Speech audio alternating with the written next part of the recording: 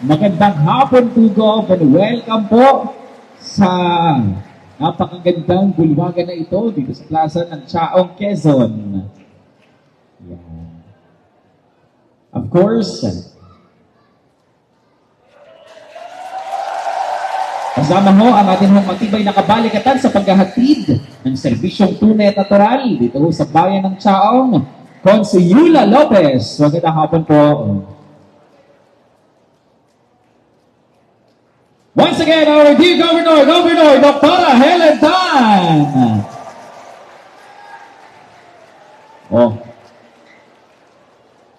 Sakto yung mga first time makikita si Gov. Nakapwesto po kayo sa malapit.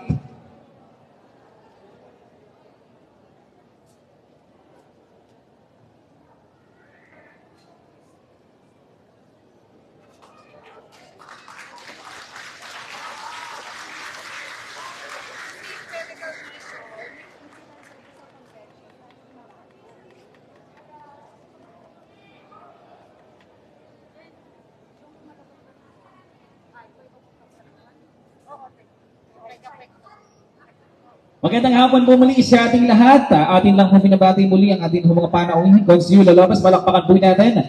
And Governor Dr. Helen Tan, ang ating pong ina ng dalawigan. Magandang hapon po. Mabilisan lang ho sapagkat may mga susunod pa ho na payout na pupuntahan.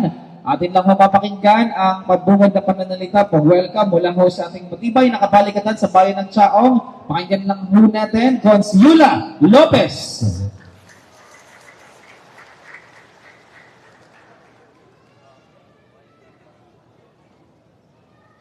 Hindi attentive, no? Na-chismis eh. Sa inyong lahat, magandang hapon po. Okay. Naputol yung usapan namin ni Gov. Actually, sabi niya, pinakamarami po dito sa Chaong yung uma-avail ng services. Palibasa din kasi Gov, pag umiikot kami sa mga wake, isa yun sa sinasabi rin po natin at pinapaliwanag dun sa family para at least ay makakapag-asikaso po sila ng burial assistance. Taas nga po dito yung kamay ng mga burial assistance yung ipipay out po nila.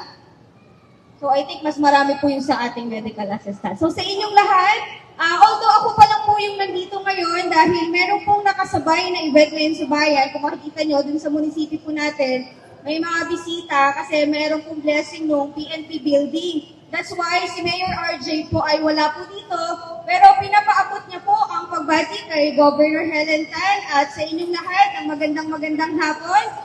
At sabi po ni Mayor, kung hindi raw po kayo nilalamig, hindi daw po ba kayo nilalamig sa mga pwesto po ninyo? Ayun. Kasi yung last na ginamit po natin ito nung mag-payout si Gov, hindi pa po ito fully air-conditioned. Kaya po, medyo nung dating ni Gov kanina, parang may disoriented kasi parang hindi ganito yun before. Kasi nga po, isa ito sa naging priority project ni Mayor RJ na ipa-aircon po ito at ang atas niya, basta kinailangan ito ni Governor Helen Tan, priority gagamit nito at yung po mga tao makikinabang sa services. Ayan. At syempre kasama na rin po sa pagbati natin si Vice Mayor Dick Umali at lahat po ng mga kasamahan natin sa Sangguniang Bayan. So ako rin, sobrang natutuwa ako dun sa parang ang layo naman ng narating ng serbisyong tunay at natural. Kasi nung nagsimula po tayo dito way back 2001, I think. So, ang ginagawa pa natin nung walang opisina, tayo pa yung personally pumupunta doon sa mga bahay-bahay para makita yung may mga sakit, yung namatayan. Tapos, yung pagbibigay natin ng tulong, personal pa inaabot, galing po kay Governor Helen Tan. Pero nung nagkaroon na ng satellite office, biruin nyo, sama-sama na kayo ngayon na nagpapangipangita pag may payout kasi doon na po kayo nagpa-process. Kaya gusto rin naman po natin bigyan ng acknowledgement at pasasalamat. Palakpakan nyo naman ang mga taga-provincial satellite office ng mga staff. And of course, ang ating po mga taga-PSWD. So hindi ko na mababati isa-isa yung mga nandito. Ang mahalaga, si Governor, yung message niya para sa inyong lahat. At for sure, ito yung pagpapatunay na si Governor lagi nyo nakikita dito sa Chao. Talagang start po ng ilang taon na nakakaraan, napakaraming beses na po siya na bumaba at maraming beses pa siya nabababa dahil mahal na mahal niya po ang Chao. So dito po sa atin, lagi nyo po tatandaan, si Mayor RJ Mea at si Governor Helen Tan ay magkatulong para sa pagbibigay ng serbisyong tunay at natural. So again, mula po kay Consuelo Lopez, ang kanya pong kabalikatan. Magandang hapon sa inyong lahat. Maraming salamat po sa ating matibay na kabalikatan sa pagkahatid ng serbisyong tunay at natural dito po sa bayan ng Chaong. Palakpakan po muli natin, Consuelo Lopez! Huwag na ho nating patagalin, pakinggan na ho natin mensahe mula po sa ating minamahal na ina ng lalawigan. Palakpakan po natin, Governor Dr. Helen Tan! Maraming salamat. Magandang hapon po sa inyong lahat. Kumusta na po kayo? Ayos. Babatiin ko lang po muna ang ating po mga katuwang sa paglilingkod dito sa Chaong. Although wala po si Mayor RJ dahil may nakasabay po na event. Ang ating pong Vice Mayor Dick, ang bumubuo po ng Sangguniang Bayan, syempre special mention natin. Alam nyo naman, nung nagsisimula pa lamang ako sa Chaong, nagpapakilala, umiikot, na hindi kami makapasok sa mga barangay. In fact, kaunti lang po ang barangay na napuntahan ko sa Chaong dahil, alam nyo yung politika, no? But, sa kabila po noon, ay nakilala ng mga taga-Chaong yung serbisyo na dala po ng serbisyong tunay at natural. At yan po sa pamamagitan ng ating matibay na katuwang dito po sa bayan ng Chaong. Papalakpakan natin, small but terrible, ang ating masipag na Konsehal Yula Lopez. Siyempre yung ating mga stud partners and leaders po natin na sila po yung nagpapadali din ng aming mga gawain para pagpapahayod sa mga tao para malaman yung impormasyon. Especially, ano yung mga pwede ninyo na mailapit na tulong sa pamahalaang panlalawigan. Palakpakan naman natin sila. Nasa harapan po natin yung mga magbibigay po sa inyo ng tulong. Mamaya po, ang ating po mga social workers sa pauna ni Sir JB, palakpakan po natin sila. At magbibigay po ng cash ay mula po sa Provincial Treasurer's Office. Nandyan po sila. Babatiin ko lang po ang ating punong barangay ng Poblasyon 4, which I'm sure nandun po sa munisipyo. Palakpakan po natin si Kapitan Maddy Greg Isabedra. Okay? So, hindi na po ito bago sa inyo. Taas po ang kamay ng dati na nakahingi ng tulong sa pamahalaang panlalawigan. Sa Kapitolyo, taas mo ang kamay, yung nakahingi na ng tulong dati. Uy, kukunti. Okay. Taas po ang kamay ng medical assistant. Humingi ng tulong dahil may problema sa kalusugan. Sige po, taas ang kamay. Yan. Kasi nakalista po dito ay 836. 836 sa inyo ay may problema sa kalusugan. Tama ba ako? Okay. Yung iba ay pumanaw sa pamilya, burial assistance. At yung iba naman, subsistence allowance. Okay?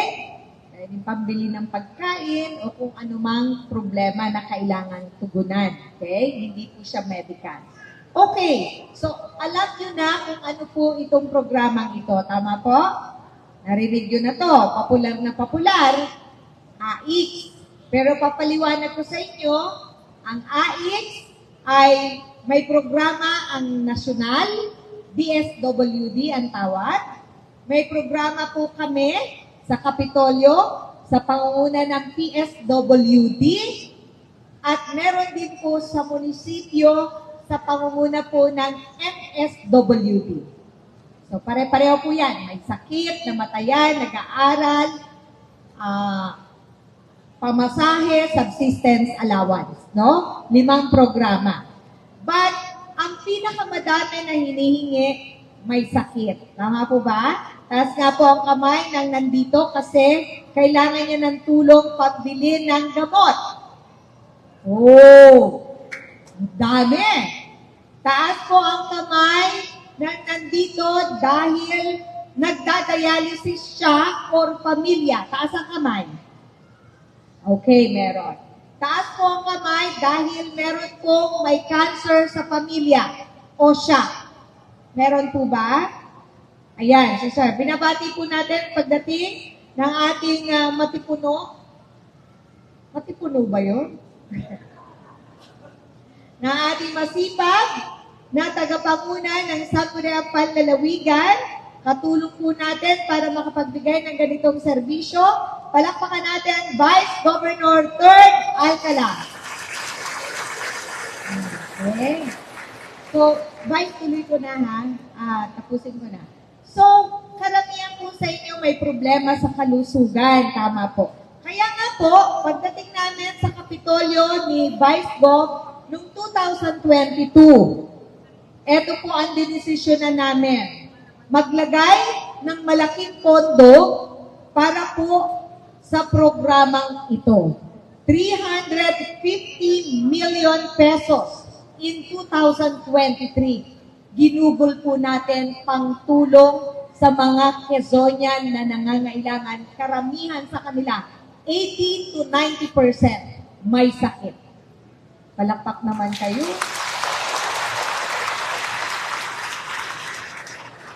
Hindi po ito ang first time na pumunta ako dito. Tama po. I don't know kung meron pong nandito the last time na bumisita po ako na meron.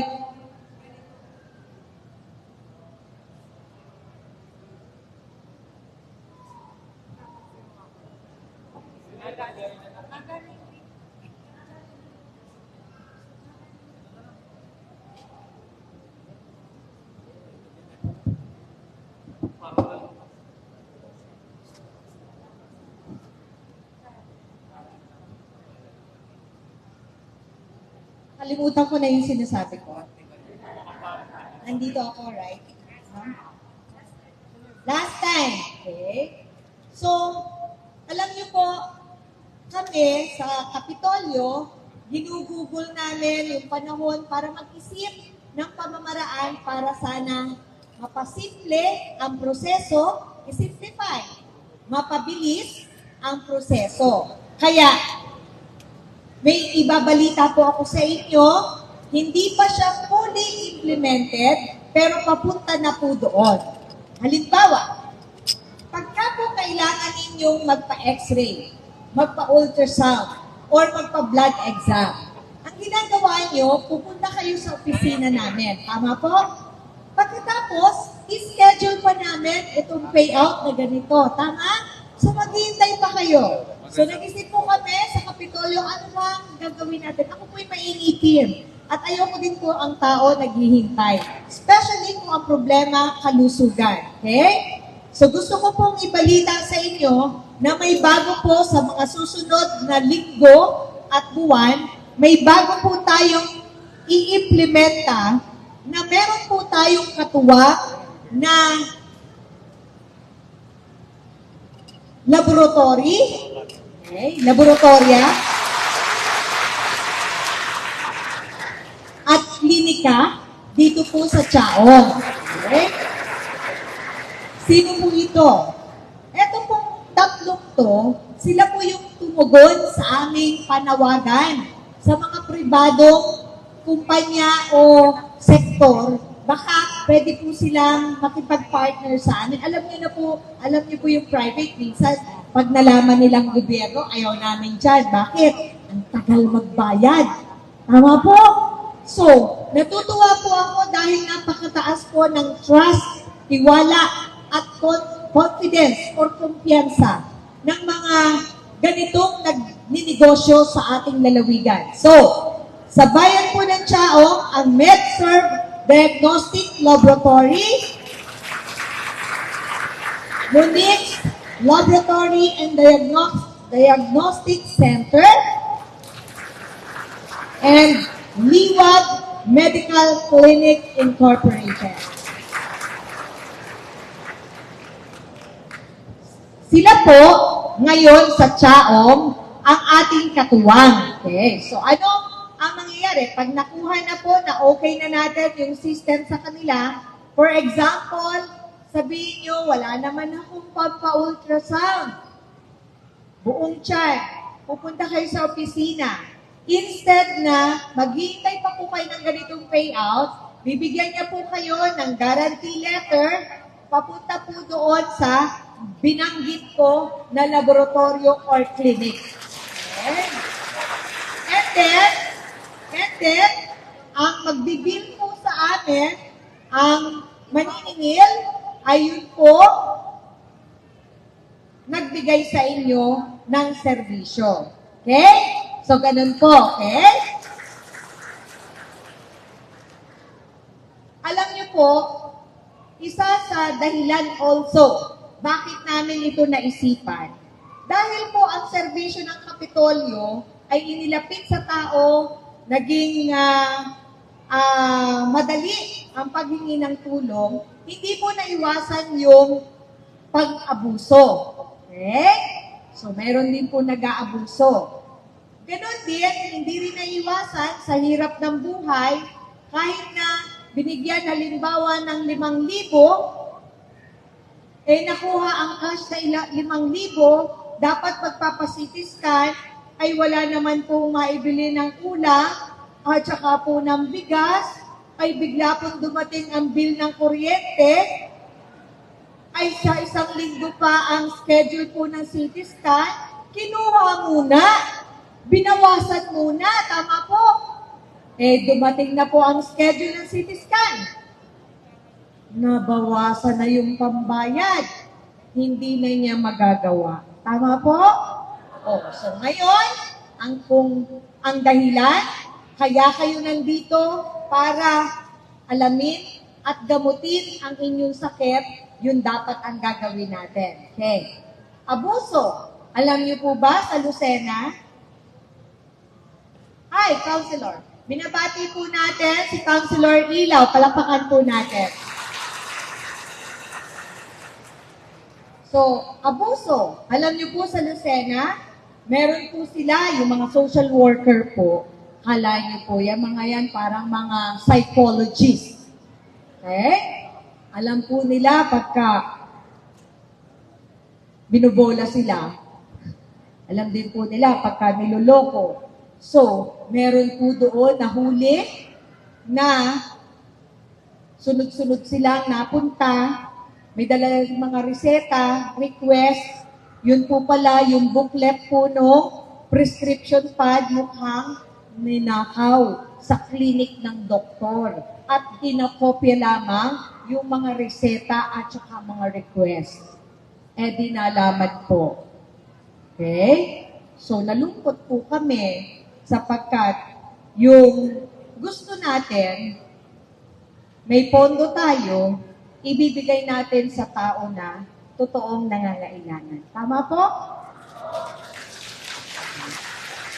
Yung iba naman po, yung iba, dahil sa hirap ng buhay, kaya nagkakaganon, pero sinasabi ko po, lagi po may paraan.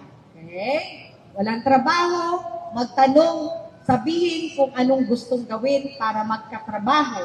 Anong gustong hanap buhay, sabihin para matulungan. Pero, dahil nga nagiging madali, ang daming pinamimigay na cash ng national government, ng local government, mas mataas po sa minimum wage. Pagka ganun ang ginawa, tama po, punta sa mayor, punta sa office ng governor. Although opisina ko po, hindi nagbibigay ng cash. Ako lang po ang politiko, sigurong ganon. Wala pong napila sa aking opisina. Tanong niyo po sa kanila. Wala po akong cash na ibinibigay doon. Ang cash ay ibinibigay nila. Okay? Ibig sabihin ko, ang pondo ay inilalagay ko sa tamang opisina na dapat siya ang nagbibigay. Lahat po kayo nakakatanggap, marami po. Ngayon lang po ako pumuntang payout dito. Most of the payout, wala po ako. Hindi niyo po ako nakaharap. Tama po? Sa iba po, kailangan dumaan ka muna sa politiko bago niyo matanggap ang cash. Tama po? Sa akin po, bawal yun. Okay? Dapat padaliin ang proseso. Kaya po, sa inyo pong lahat, ito'y parte lamang ng maraming ginagawa na programa at proyekto ng pamahalaang panlalawigan. Okay, saan kayo napunta pagka nagkasakit at kailangan i-confine? Sa Lucena? Pwede ba akong bumaba? Ang hirap magsalita pag malayo.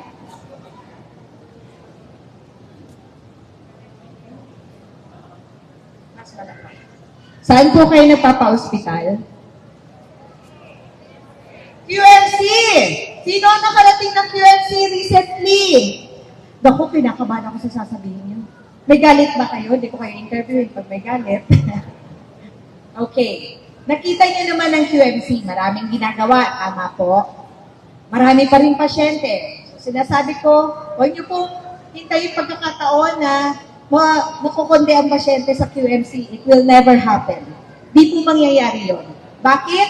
Ang QMC po ang nag-iisang ospital ng gobyerno na pupuntahan po ng nahihirapang magbayad. Tama po? Ilan po ang populasyon natin? 2.2 or 2.3 million. 60% of the population mahirap. Tama po? So pag nagkasakit lahat yan, sabay-sabay, pipila. Huwag kayong magagalit, ang tagal sa ER. May nagte-text sa akin, Doc, baka naman po patingnan yung pong aking kabarangay. Mga 3 hours na po nasa emergency room. Te-text ko po. Sasabihin ko po doon sa emergency room, can you check this patient? Ma'am, punong-puno po na attend naman po namin, pero talaga pong walang bed sa taas. Okay? So, ang aking kahilingan sa inyo ay lahat ng means, paraan, ginagawa po namin para ayusin ang QMC. I hope na-experience ninyo na iba na ngayon. Tama po. Sabi niya, opo. Okay? Huwag niyo yung panalangin pumunta doon. Mamasya lang kayo. Okay? Iba na po. Okay? Iba na yung QMC, pero hindi pa siya completely natapos. Marami pang kailangan gawin. Okay? Para lang, hindi kayo lahat pumupunta sa QMC. Ngayon po, ginagawa ang Candelaria Quezon Provincial Hospital Network in Candelaria. Okay? Hopefully, mga April, medyo dumami ang kwarto. Magdadagdag po kami ng diagnostic exam. Pinalaki po namin ang laboratorio. Hopefully, makakuha kami ng mga magdodonate na sana magkaroon ng bagong building. Meron na po tayong ICU doon na inilagay. Laksan yung palaksa para hindi kayo... Okay. And meron na po tayong dialysis center sa Candelaria Hospital natin. Walang out of pocket. Wala pong gulong sa bulsa. Okay? So, pag natapos po namin yung ginagawa ngayon, yung iba po sa inyo, huwag po kayong dumiretso ng QMC. Kung pwede po sa Candelaria Provincial Hospital natin. Okay? So, ibabalita namin sa inyo, work on progress. Okay? So, yun po yung mga ginagawa natin sa ating pong mga ospital. Ini-improve natin ang services. Walang binabayadan ang mahirap. Ulitin ko ha, ang mahirap.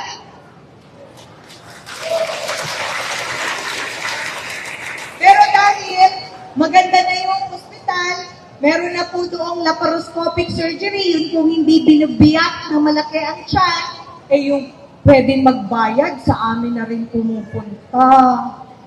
Sabi namin, pagka po kaya magbayad po kayo. Sapagkat lubog na po kami sa utang sa gamot, sa supplies. Kasi pag binigay po ng libre kay nanay, hindi po ibig sabihin kung saan lang namin kinuha ang gamot. Inuutang po yun, binibili. Okay? So, ang aming layunin, ang mahirap na Quezonian, pag na ospital, sa ospital na pinapatakbo po namin, katulad ng QMC, ng Quezon Medical Center, ng Candelaria Provincial Hospital, para ka namang mayaman. Okay. So, Kaninang umaga po, kasama ko si Vice Governor Ferd Alcala, yung CT scan natin, nag-iisa sa ating region. Ang private hospital, wala pong ganitong klaseng CT scan. Mas mabilis ang CT scan, mas detalyado ang makikita, mas mababa ang exposure mo sa radiation. Alam niyo po, papalakpak kayo ng malakas sapagkat sa QMC ay meron ng 128 slices ng CT scan. At hindi po tayo ang bumili niyan. Kinapalan ko po ang mukha ko. Kailangan natin ng mga tutulong sa atin. Okay? Maraming salamat kay Mr. Ramon Ang ng San Miguel Corporation.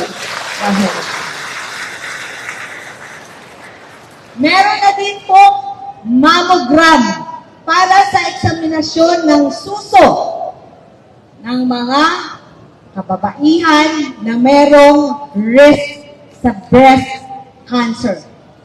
Meron na po mammogram sa QMC. Okay? Yung mammogram, probinsya po ang bumili po noon. Okay? Marami pa tayong gagawin. Pero papunta na tayo doon. Tama po? Okay. Ano pa bang sasabihin ko sa inyo? Marami akong gustong sabihin, pero may init kayo, no? So, ang buod po ng aking sinasabi sa inyo ay, katulad ng sinabi namin ni Vice Governor way back in 2022, subukan niyo po kami na paglingkudan kayo at mararanasan niyo ang magandang karanasan na klase ng service. Ano po? I hope, sana, ay huwag kayong magsasawa at may inip na maghintay. Talaga pong napakahirap maging governor.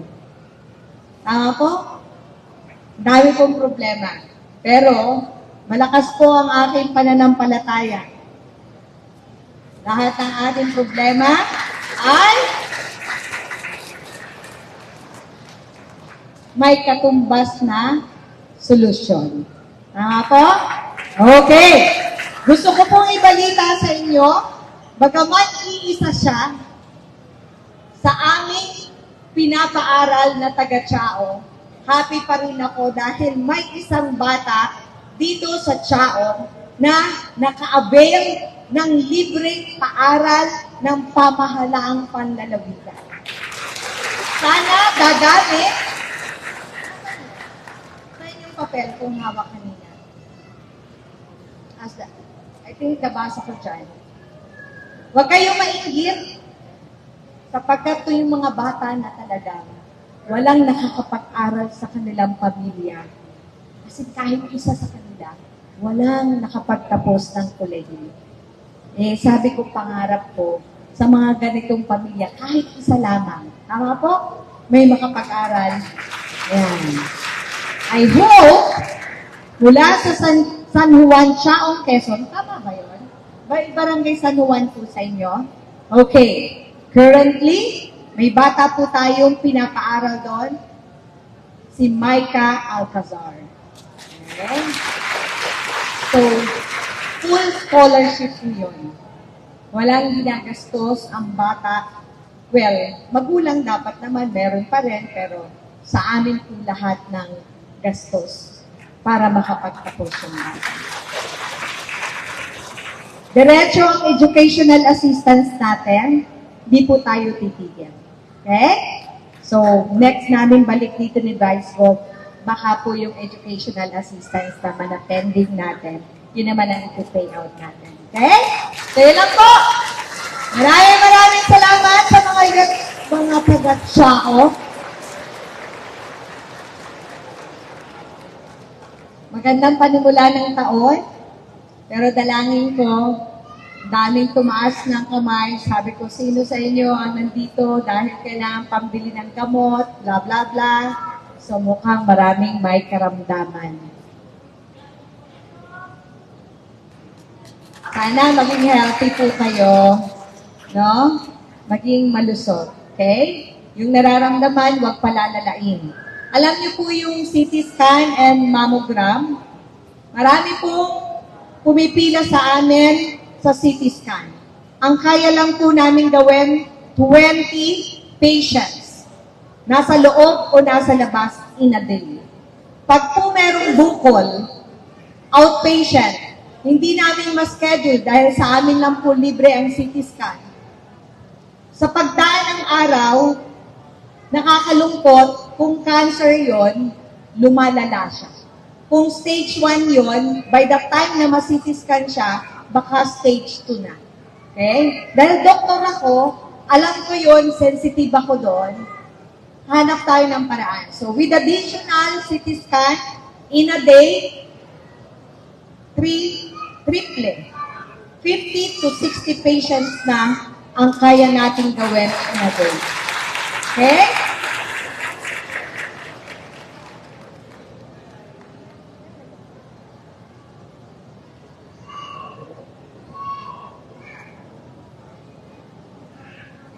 Mamaya. Okay. Ito, example, huli na po ito, last na. Marami akong gusto sabihin, pero press for time tayo, no? Tingnan niyo po, sa halimbawa may cancer, nandito si nanay, si ate, halimbawa. Nakapila, hingi siya ng financial assistance. Pero sa assistance na yan, di masosolve ang problema niya. Di pa rin niya malalaman. Turuan ko yan ng proper way ng paghingi ng tulong because ginagawa namin. Sasabihin niyo lang, ma'am, wala pa po akong doktor. Ma'am, may doktor po akong nakausap. Pero ito po lahat ng examination ang kailangan para malaman ano ang sakit niya. Okay? Kasi, nagre-refer po kami ng pasyente sa, kung hindi kaya sa QMC, pwede pong dalhin sa specialty hospital ng DOH. Kung walang doktor dito at sa Lucena, pwede pong hanapan namin ng doktor sa DOH hospital. Alam niyo po, may tinulungan ako dito na nag-transplant, kidney transplant. Yula, kilala ko sino yung kidney transplant na tinulungan namin dito. May nag-kidney transplant taga Chaong. Bago pa lang po akong governor, pero magkapatid sila na may problema.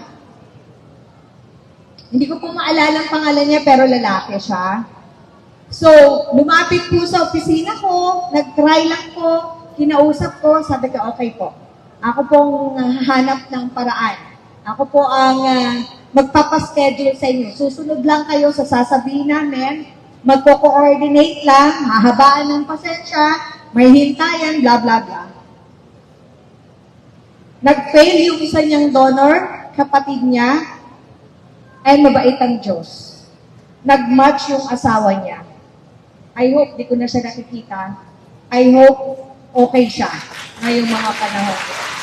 So, ang susi ay, kailangan nyo lang pong ikwento.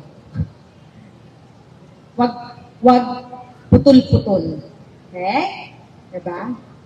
Ang totoong problema nyo.